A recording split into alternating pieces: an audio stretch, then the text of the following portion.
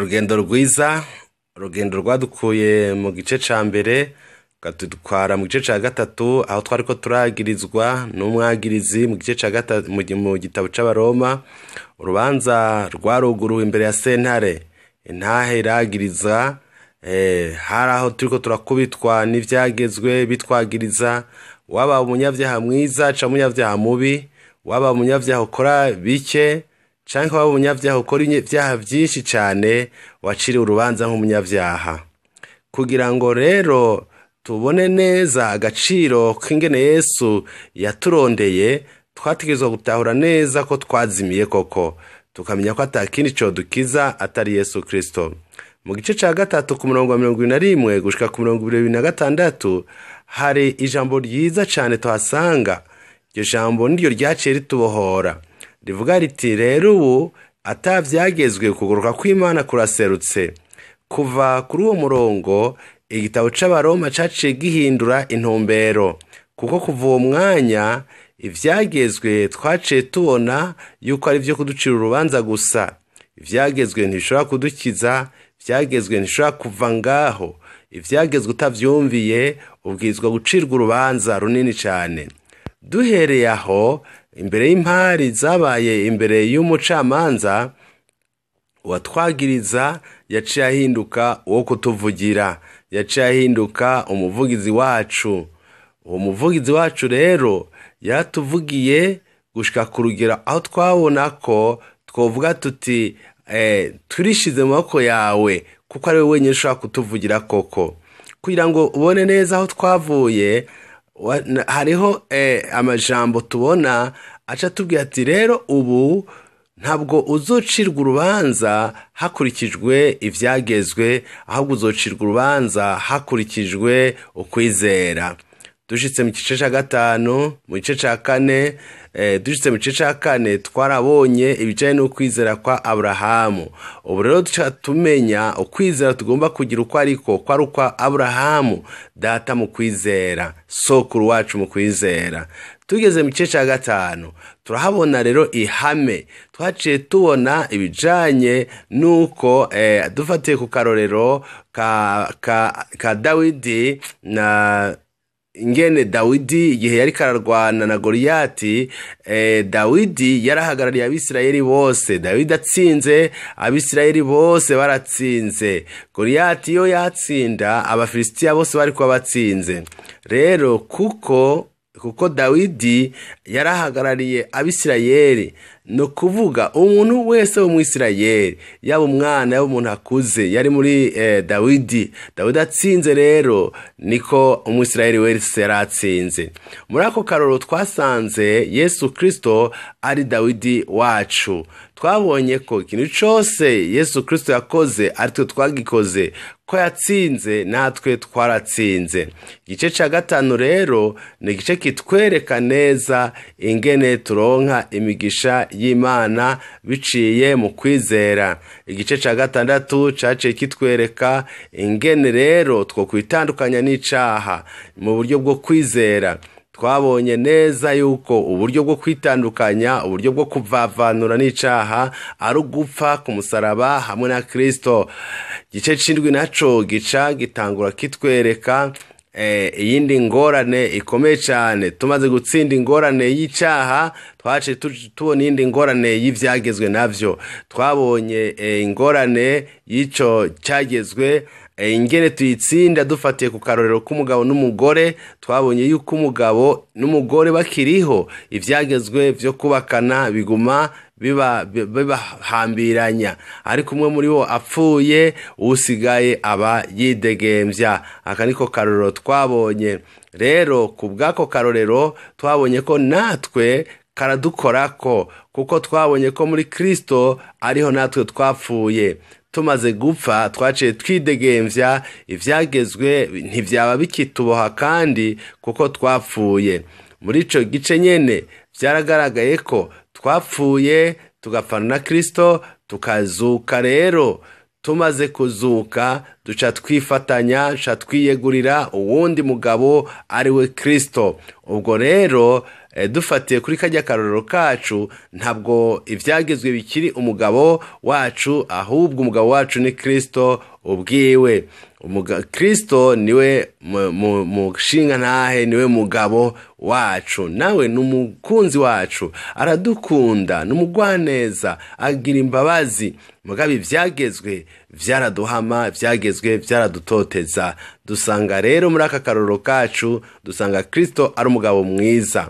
Rero ibi ndiko ndabivuga kuko mu gice c'8, tugeze mu gice c'8, usanga ariho rero urubanza rwaciwe burundu. Twasanze ataco twari gukora ku bwacu, ariko Kristo aradukiza, aduha inkomezi za mpwemu yera. Twaravuze ibijanye na Isirayeli. Imana irakunda Isirayeli. Twarabonye ingene yagumije amasezerano yayo. Twarabonye kandi ukuntu dushobora kubaho. Mu nyuma twarabonye ukuntu urubanza rwaciwe, urubanza rukagaragaza ko twidegemvya. Tugacaro dusohoka noneho imbere ya sentare twidegemvya. Tuja kwiga rero uko dukwiye kubaho muri ubwo buzima bwo kwidegemvya inyuma yo gutsinda urubanza. Twaciye rero turaba ukuntu ubuzima bwacu mu gice c'12 dukwiye kubutanga. Turaraba ivy'ingabire za mpwemu yera, turaraba ingabire duhabwa tuvukana n'izo duhabwa na mpwemu yera. Ivyo byose twavyize muri ico gice. Turaraba mu gice ca 13 uko dukwiye kubaho muri iyi si mu buryo rusangi, uko dukwiye kumvira abaturongoye mu gihugu, mu gisagara, mu makartier tubayemwo. Turiga uko dukwiye kububahiriza no kubacira bugufi. Ivyo byaragaragaye mu buryo busanzwe rwose. Twarize ukuntu dukwiye kubana na bene data n'abavukanyi mu ishengero mu gice ca 14. Tugiye rero mu gice ca 15 n'igice ca 16 kugira ngo duheze icigwa twatangiye c'igitabo c'Abaroma. Ngaha rero muri ibi bice bibiri bya 15 na 16 hagaragara nko guheraheza. Yaheraheje Paulo mu buryo bwo kuramukanya.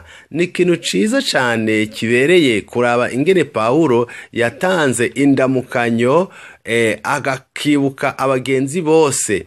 Nama nifuza ntimana nanje compa nkagira ubwonko bufata ku mutwe. Nanje nama ngira abagenzi benshi mbwo nkasanga nabi bagiye amazina. Mu gice ca 16 turabona ingene yibutse umuntu umwe wese. Mu gice ca 5 hoho atangura avuga ati: twebwe abakomeye dukwiye kwihanganira intege nke z'abadakomeye no kutinezereza. Kwihanganira intege nke z'abadakomeye kandi ntidukwiye kwinezereza mu byo dukora. Raba arabona ko haro abanyantege nke, arabona ko hari abantu badashoboye. Rero ngo tugomba kubihanganira, ntidukwiye kwinezereza. Ndazi ko isi tubayemo muri iki gihe igizwe no kwikunda gusa. Mu gihugu cyacu tuvuga ngo nimba ibintu bora bikunezereye bikore nk'uko ubishaka. Kubera iyo mvugo abantu barazimiye, basigaye bagendera mu bintu bitabereye na gatoyi. Bagendera mu biboreza, ingo zarasambutse n'ibindi. Paulo rero ngaha yavuze ati: nagomba ndababwire iki kintu, nagomba mbabwire ko tutabayeho ngo twinezereze twebwe ubwacu. Wovuga uti kuki nto kwinezereza none jewe? Nca ndakwereka umurongo wa 3 ingene uvuga. Reka tuwusome ngo: kuko na Kristo atinezereje nk'uko handitswe ngo ibitutsi by'abagutuka byagiye kuri we. Yesu Kristo umurongo wa mbere uvuga uti sintegerezwa kwinezereza, neza kunezereza Kristo, kuko na Yesu Kristo ubwiwe yabaye hatinezereza, anezereza Data. Ukuriro bimeze ikiciyumviro c'ukuntu mwisi abantu bose biraba bakagomba kwinezereza, ni iciyumviro c'ubwana. Ni nka kurya mu muryango umwana muto araba akabona ibintu byose akwiye kuvyakira, bikwiye kuba ivyiwe. Rero iyo winezereza uba ugifite ivyumviro vy'ubwana. Ariko iyo umaze gukura uteza kumenya yuko mwisi hariho n'abandi bakwiye bafite uburenganzira. Duca tubaho rero tutinezereza, tunezereza Imana. niba wabaho unezereza Imana, Imana nayo izokora ibyo kukunezereza, kandi niyakora ibyo kukunezereza izoguhezagira mu nzira zitandukanye. Urabona ico Imana ishaka nuko wewe witanga uko umeze nyene. Ugomba gutahura iki kintu. Reka ndakubwire, Bibiliya muri Yohana igice ca 4 iratubwira igihe Yesu ariko avugana na wa mugore w'umusamariyakazi. Yesu yavuze ati, data arondera abamusenga, abamutazira mu mpwemu no mukuri. Yesu ntiyavuze ngo data arondera amatazirano y'ukuri, yavuze ngo data arondera abamutazira mu kuri, kubera ko abatazira, abafise umutima wo gutazira baratazira koko. Hariho abantu bararirimba bakahimbaza Imana mugabo badafise umutima wo kuhahimbaza. Mu rusengero umurongozi akavuga ati, rambura ibiganza duhimbaza Imana, bakabirambura mugabo mu mitima bitarimwo. Imana rero ishaka wewe uwuriwe, ishaka ikivuye mu mutima. Rero mu Bakorinto ba 2 igice c'umurongo wa 17 niho avuga ngo umuntu wese atange nk'uko abigabiye mu mutima wiwe, atababaye canke atagoberewe, ko Imana ikunda abatanga banezerewe. Ngaha ngo Imana ikunda abatanga banezerewe, ntiyavuze ngo Imana ikunda ingabire nziza, mugabo ikunda abatanga banezerewe.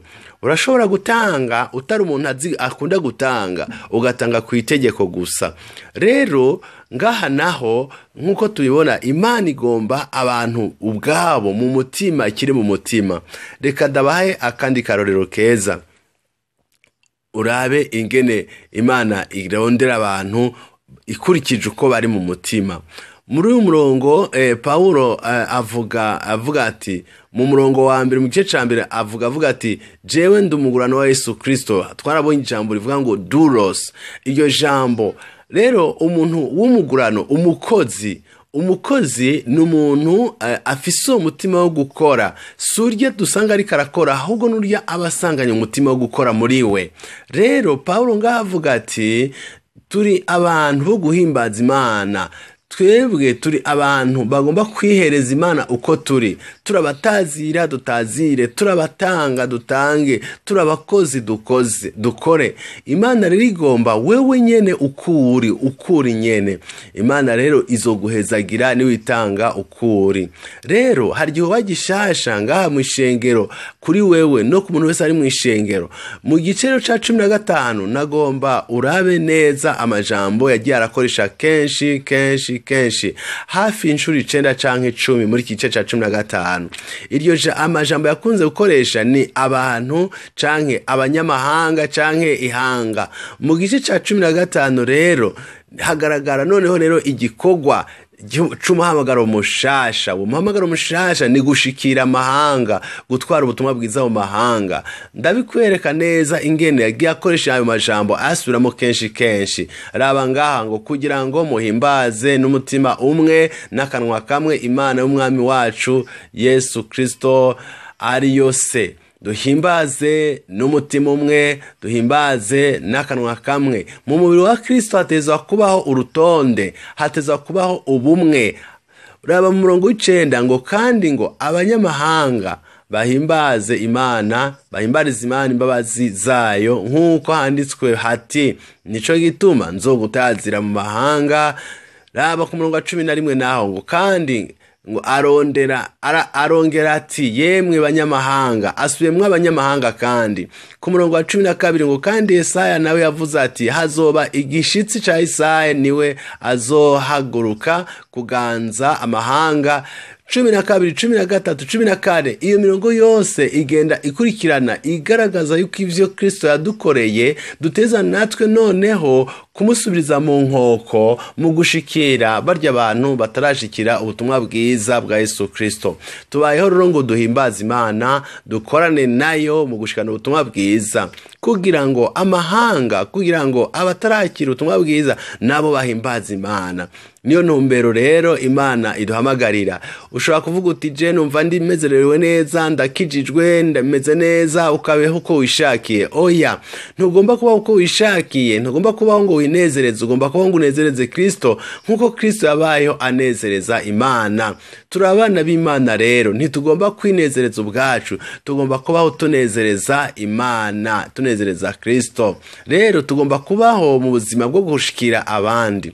Rero Isaya yavuze ati hazobaho igishitsi ca Isaya ngo uwo niwe azoganza amahanga yose. Imana rero muri uyu murongo wa 15 niko yavuze ko hazobaho abahimbaza Imana biciye mu bamaze kumenya Imana.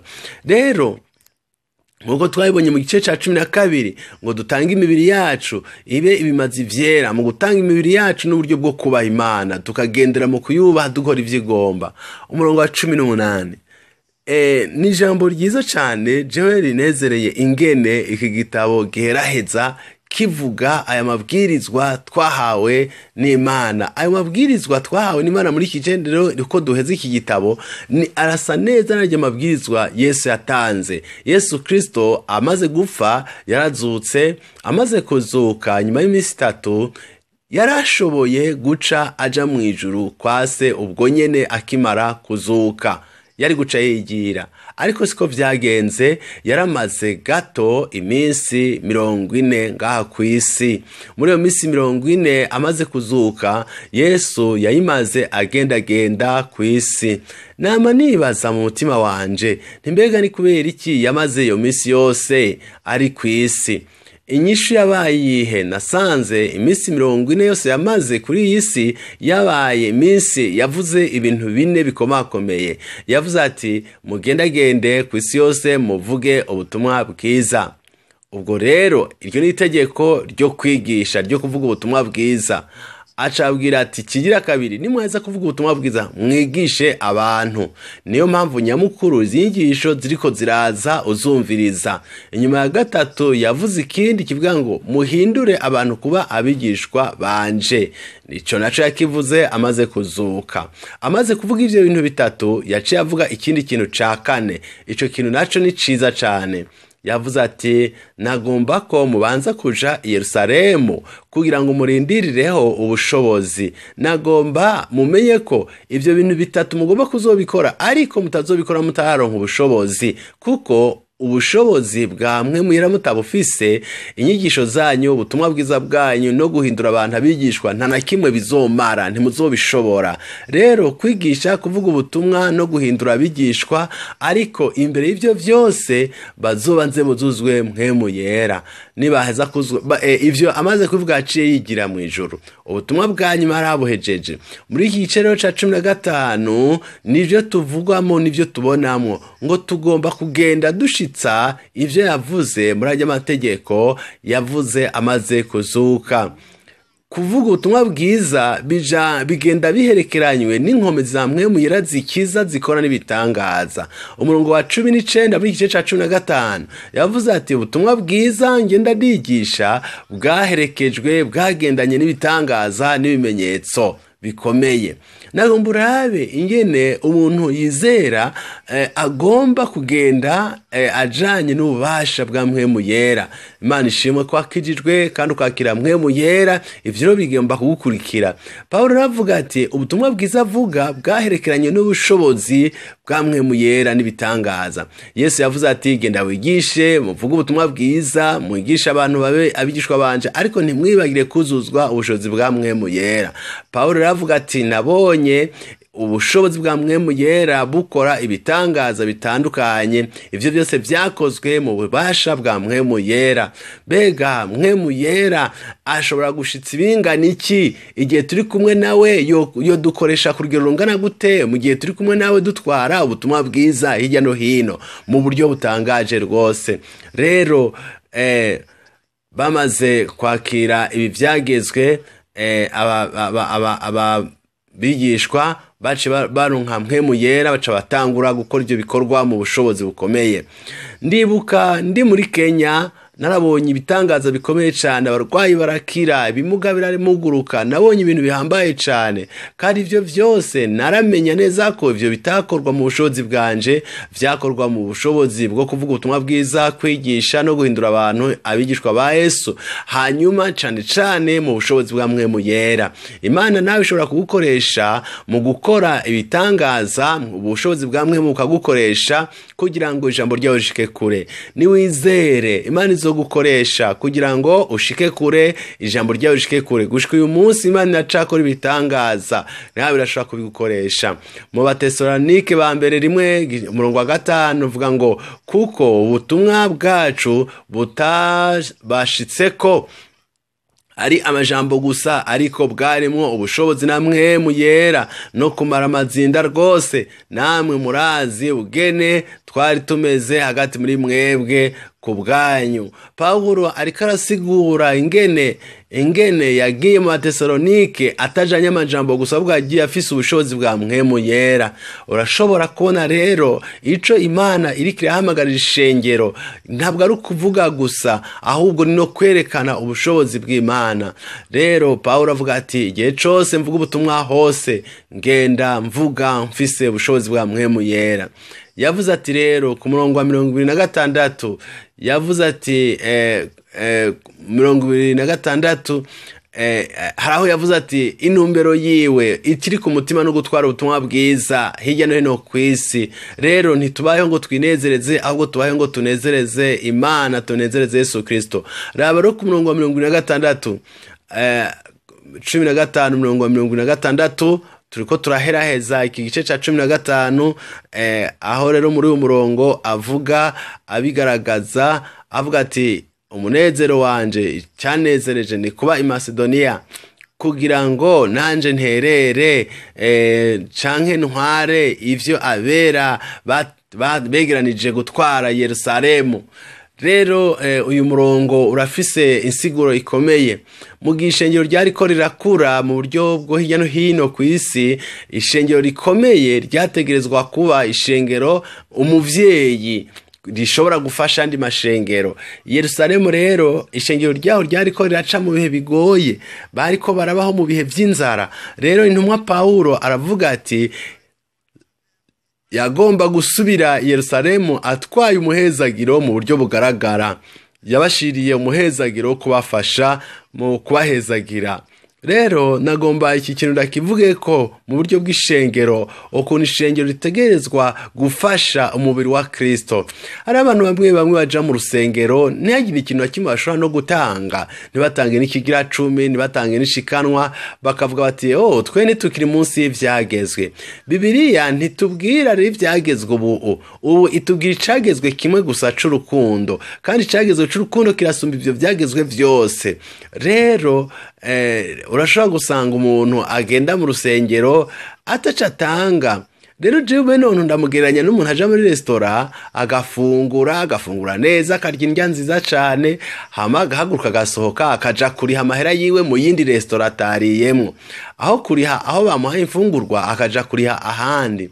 Rero uri mu rusengero ufungura imfungurwa zimwe muri urwo rusengero. Rero ijambo ry'Imana ritwigisha ko kuzana ibigira 10 n'amashikanwa muri ico kibanza aho turiko turafungurira, aho turiko turagaburirwa ivy'imwe. Ngaha yarabivuze ko ati rero vyarabahimbaye kandi babafitiye umwenda, kuko abanyamahanga barasangiye ivy'imwe nabo bafise umwenda wo kubafasha no kuvy'umubiri. Abanyamahanga bakijijwe kubw'abayuda. Rero ati ko bakijijwe rero bakakira ijambo ry'Imana bibavuyeko, nabo bategezwa kubafasha mu buryo bugaragara. Umugisha rero ntabwo wabaye umugisha wo mu buryo bw'imwemu gusa, noneho rero waciwe umugisha wo mu buryo bugaragara, babafashije mu buryo bugaragara. Rero uburyo babafashijemo byaba uburyo bwo kwagura urukundo ruri muri Kristo, ruri mu mubiri wa Kristo Yesu. Mu nyuma rero mu mpera z'iki gice yaciye atangura kuvuga ico no kwita amajambo ya nyuma. Mu gice ca 15:33 yavuze ati Imana nyina amahoro ibane namwe mwese, amen. aya n'amajambo yo guheraheza. Hari abantu bamwe bama biyumvira bati ibyo byose igice ca 16 nticari kubaho. Ariko uravye igice ca 16 carabayeho kuko hariho iyindi ntumbero ikomeye cyane yatumye kibaho. Kuko igice ca 15 kitubwira ko dakwiye kwinezereza, dukwiye gukora igikorwa ciza cyo gutwara ubutumwa bwiza ku mahanga aho ubutumwa bwiza butaragera, kugira ngo bamenye umukiza wabo Yesu Kristo. Ico rero naco dushobora kugikora mu bushobozi bwa mwe muyera gusa. Iyo niyo ntumbero nyamukuru igice ca 15. Mu mpera zaco rero aheraheza abwira abantu ati amahoro ya y'Imana abane namwe. Reka rero twinjire mu gice ca 16 arico gice ca nyuma kandi ariyo mpera y'inyigisho yacu, aho rero dusanga Paulo avuga uyu mushiki wacu Fiobe ariwe yatwaye ikicete agitwara ku Baroma aho abari bacandikiwe. Imana rishobora gukoresha umuntu ari wese umubiri wa Yesu Kristo, uyu nawe yaragize akamaro gutwara ikicete. Rero urabonaho Paulo yagumye avuga ngo uramutse naka mu ndamukirize naka. Yaramukije abantu benshi cyane, bigaragara yuko mbere harimo n'abari bari kumwe muri prison, abari baboshwe, yagiye arabavuga ko. Rero uravye muri imirongo ya 16 urabona yaravuze abantu benshi cyane kandi yarabibutse gose. Nibaza ko ari ikintu nyamukuru kubaha abakwiye kubahwa. Umuntu wese akwiye kubahwa, mwubahe. Abagufashije mu bikorwa vyawe, bandikira gakete, bandikira ubutumwa, ubashimire, ubahezagire, kuko ari vyiza cyane. Raba rero umurongo avuga ati muramukanishe kugumbirana kwera, amashengero ya Kristo yose araganutsa. Paulo yagomba kuvuga ati rero muhuze, mubane mu buzima bwiza. Hama rero aca twubakira uruzitiro ku murongo wa 17. Aravuga ati ariko bavukanye ndabinginga kwitegereza abazana ivyo gutandukanya n'ibitsitaza bidahura n'ivyo mwize mubazibukire. Hari abantu rero bazana ibice, bazana kwitandukanya. Paulo aravuga ati abo bantu nimubegereyo, ntimubegere.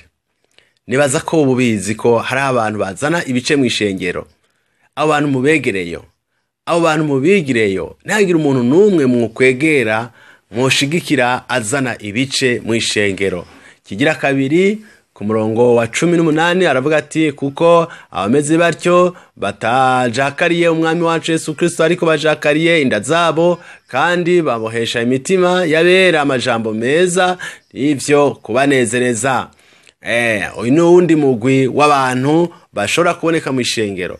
Umugwi wa mbere ni w'abantu bazana ibice.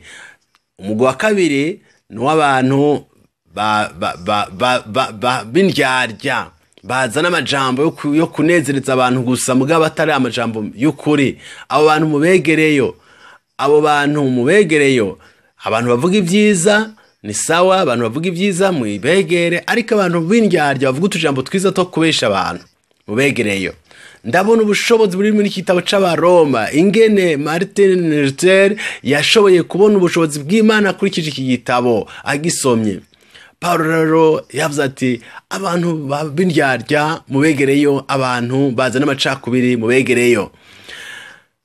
Munyuma rero aciravuga ati nagomba mumenye ati igitumye ndababwira ivyo nuko kumvira Imana kwanyu kwamamaye mu bantu bose, nico gitumye ndabanezererwa, ariko ndagomba ko ibi rero Paulo mu by'ukuri yabivuze agomba kugaragaza umutima wiwe. Hari ikintu Paulo yavuze ati kwisi hirya no hino abantu baramaze kumenya ko mwizera. Mu gice ca mbere hari mirongo ivuga yuko hariho ukwizera bafise. Mu gice ca mbere umurongo w'indwi havuga ngo ukwizera kwanyu kwaramamaye hirya no hino kwisi. Igitabo cyose c'Abaroma kigenda kiravuga gushika ngaha ku mpera aho tubona kigenda kivuga ibijanye no kwizera. Ngaha ku murongo wa 16 ku mice ca 16 niho havuga yuko havuga ngo ariko muri iki gihe riraserutse kandi ivyanditswe n'abavugishwa n'Imana biramenyesheje amahanga yose.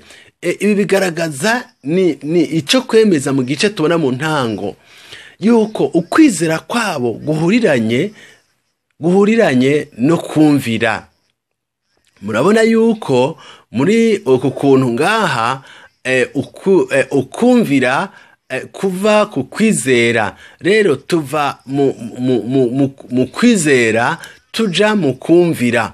Mu mpera rero tugasanga kwa kumvira ibijanye no kwizera kwacu, kuko iyo wizera urumvira, iyo wumvira urizera, birajana no kwizera kujana no kumvira, ukumvira kujana no kwizera. Muri iyi mirongo rero niko ariko arabivuga.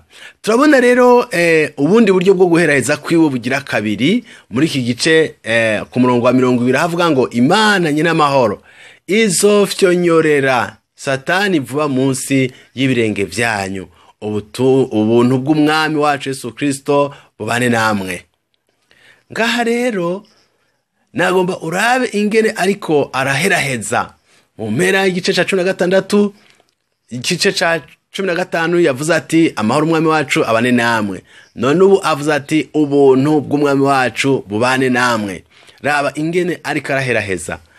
Wibuke ngaho ibi ariko arabivuga atabonye aba bantu b'Abaroma yandikiye, ariko umutima wiwe wari ubafise gose, ubariko gose. Mu mpera igice ca 15 avuga ati amahoro y'umwami bane namwe, muri 16 ubuntu bw'Imana bane namwe.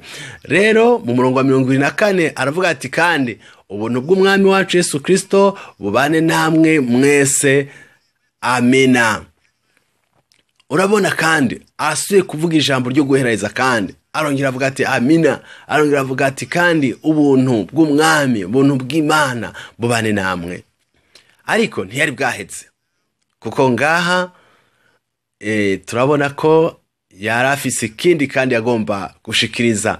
Ibuka igitabo c'Abaroma ni igitabo c'urufatiro rwose, ni igitabo kivuga ibijanye n'urubanza, ni igitabo kivuga kitwereka ingene twashitse mu gucika abagororotsi, mu kwezwa rwose no gutunganywa, kugira ngo tushike mu kibanza gishasha co kwitanga, kuko muri Kristo Yesu agomba kudukoresha tutakiri abacu bwacu, tutakirongora, ahubwo tube turabarongorwa na Kristo Yesu. Nkuko nabivuze mu ntango, imizi y'iki giti cyo kwizera iramanuka hasi cane, nahamara ico giti kigaca kizana ivyamwa. Ivyo vyamwa nibihe? Ni ivyamwa by'igice ca 12, 13, 14, 15 n'igice ca 16. Muri ivyo bice byose tubonamwo ivyamwa vy'igiti kiriko kirakura mu buryo bwo kwizera n'ubushobozi bwa mpwemu yera. Ivyo byose rero tubibona muri ivyo bice. Rero twarabonye ko igihe twari abaciri urubanza twahindutse abidegembya ngo dukore iki? Dukorere umwami wacu, ntitube abikorera ahubwo dukorere umwami wacu. Paulo rero aheraheza avuga, umurongo uheraheza avuga abwira abantu atabonye, yabandikiye atigeze babona, ariko urabe ingene yababwiye. Yababwiye ku murongo wa 25 avuga ati Imana ishobora kubakomeza nk'uko ubutumwa bwiza nahawe bwo kwigisha ibya Yesu Kristo bivuga, bihura no guhishurirwa ibanga ryahozwe uhereye kera hose, ibanga ryanyegejwe uhereye kera hose, ngo ariko muri iki gihe riraserutse, kandi ivyanditswe n'abavugishwa n'Imana birimenyesheje amahanga yose, nk'uko Imana ihoraho yageze kugira ngo bumvire Imana babiheshejwe no kwizera. Imana ifise ubwenge yonyene, icubahiro kibe icayo kubwa Yesu Kristo ibihe bitazoshira. Amina, amina. Raba ingene yaheraheje. Reka dusenge. Data, turashize izi nyigisho, turahereje izi nyigisho umubiri wawe, kugira ngo umuntu wese amenye ico asabwa kugira ngo ahereze ubuzima bwiwe umwami wacu Yesu Kristo kandi ahinduka umukozi wiwe mu kuba umuco w'iyi si. Ndasengeye umuntu wese kugira ngo Imana nyene ubwenge yonyene, umuntu wese ashobore kumenya Imana nyene ububasha, Imana nyene ubwenge yonyene. Amen. Amen.